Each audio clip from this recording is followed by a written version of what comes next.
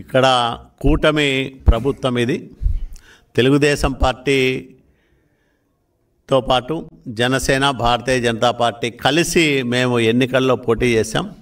అందరి సహకారంతో, అందరి భాగస్వామ్యంతో, అందరి కృషితో అద్వితీయమైన విజయాన్ని సాధించాం. 93% స్ట్రైక్ రేట్ అనేది బహుశా భారతదేశ రాజకీయాల్లో ఏ కూటమికి ఏ ఎన్నికల్లోనూ ఎప్పుడూ సంభవించి ఉండదు.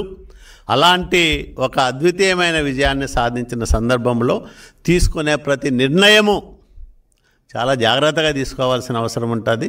కాబట్టి అందరినీ కలుపుకొని అందరి ఆమోదంతో ఈ కార్యక్రమాలన్నీ కూడా చేసుకోవాల్సిన సందర్భం ఉంది. కాబట్టి ఖచ్చితంగా కష్టపడి పనిచేసిన వాళ్ళకి, త్యాగాలు చేసిన వాళ్ళకి, మొన్న ఎన్నికల్లో పొత్తుల వల్ల టికెట్లు రాని వాళ్లకు, కొన్ని కారణాల వల్ల సీనియర్లకు కొన్ని నియోజకవర్గాల్లో టికెట్లు పార్టీ ఇవ్వలేకపోయింది. అట్లాంటి వాళ్లకు వీళ్ళందరినీ దృష్టిలో పెట్టుకొని నామినేటెడ్ పదవుల భర్తీ త్వరలోనే జరుగుతుంది. Thank you.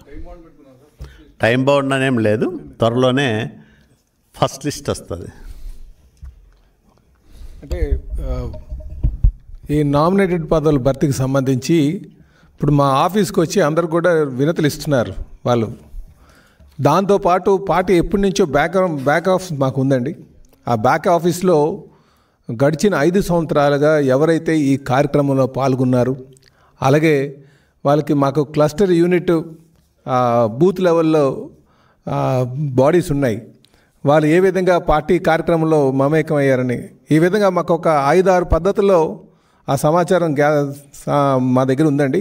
ఆ సమాచారం అంతా కూడా చూసి తప్పుడు ఈ నామినేటెడ్ పదవులు నిర్ణయించడానికి జరుగుతుందని తెలియజేస్తున్నాం. అంటే ఎవరైతే పార్టీ బలోపేతానికి, పార్టీ అధికారం తేడానికి కృషి చేసినటువంటి కార్యకర్తలకి మంచి స్థానం కల్పించాలని పగడ్బందీగా ఒక వ్యవస్థను ఏర్పాటు చేసుకొని ఆ పేర్లన్నీ ఐడెంటిఫై చేస్తున్నామని చెప్పి తెలియజేస్తున్నాను అండి.